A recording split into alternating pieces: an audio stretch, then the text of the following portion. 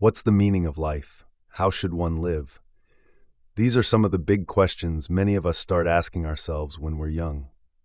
Daniel Klein was a particularly curious young man, choosing to study philosophy at Harvard.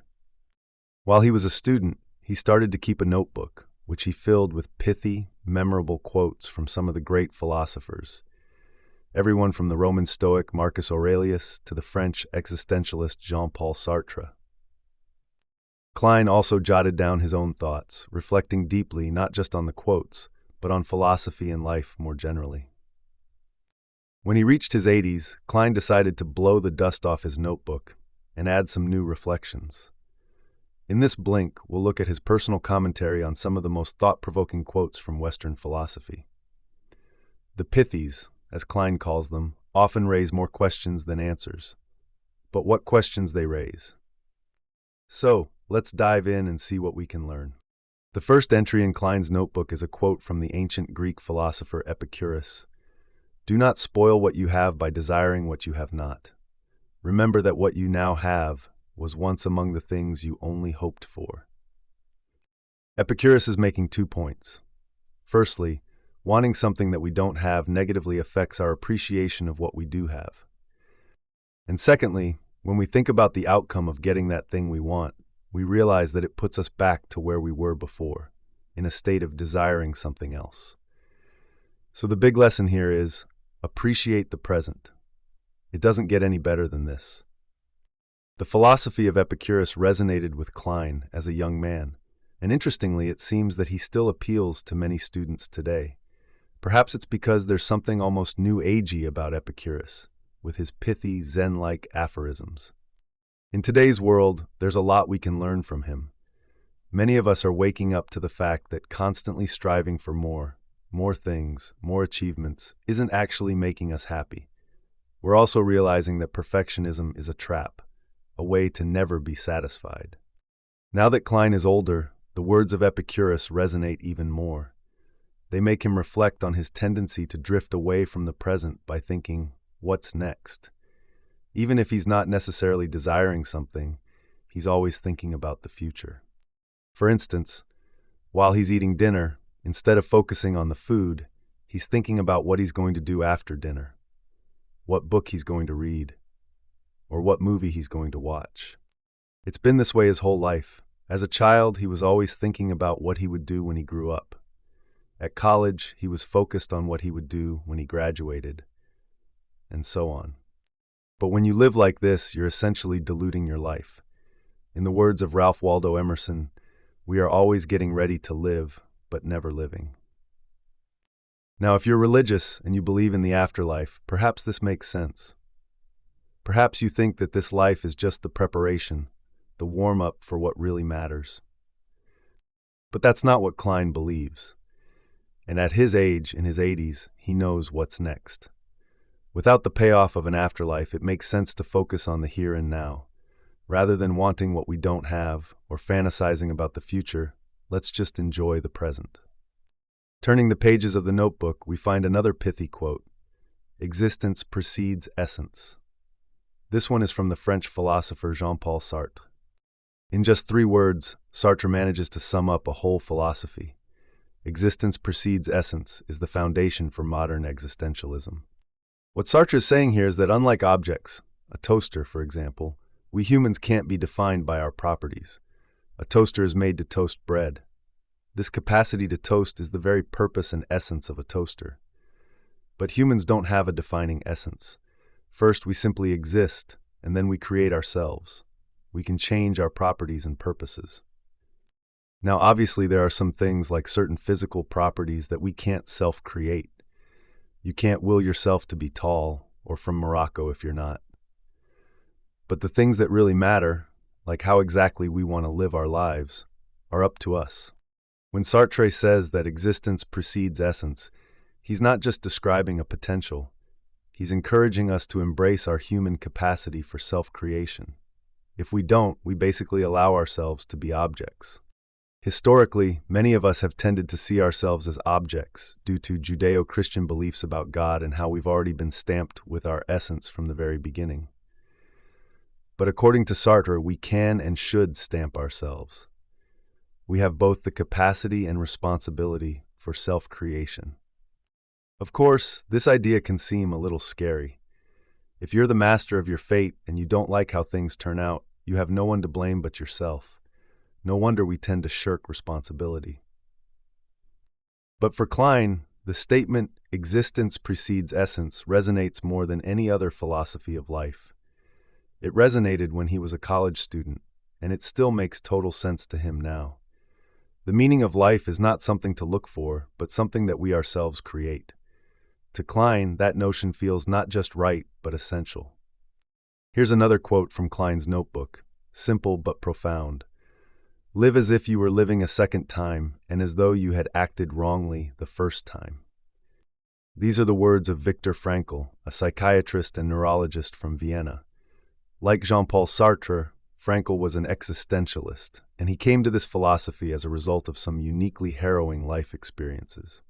For 4 years, Frankl was imprisoned in Nazi concentration camps. Both his wife and his parents were victims of the Holocaust. Frankl survived and returned to Vienna, where he wrote a book about his experiences, Man's Search for Meaning. He also came up with a radical new approach to psychotherapy. This form of therapy, logotherapy, has a fundamental principle. Even if we feel like we have no control over our lives, we can still control our attitude to life, and we can still find meaning in our existence. This is a freedom that can never be taken away from us. Over the years, some people have criticized Frankl's philosophy for being too simplistic, too close to generic messages about the power of positive thinking. But actually, there's something to be said for positive thinking.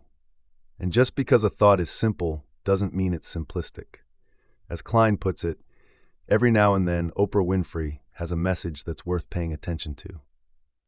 Klein finds value in Frankl's philosophy, and in this thought experiment in particular. Let's look at it again. Live as if you were living a second time, and as though you had acted wrongly the first time. Now, the first part, live as if you were living a second time, is quite straightforward. It's easy to look back on our lives and imagine ourselves starting over, making different choices, marrying someone else, for example. But the second part, as though you had acted wrongly the first time, is something that Klein has struggled with. In order to know what acting wrongly means, we need to know what the right way to live is. What if we don't know? Now that Klein looks back at his notebook, he understands what Frankl was getting at. This thought experiment is a strategy we can use to find the right way to live.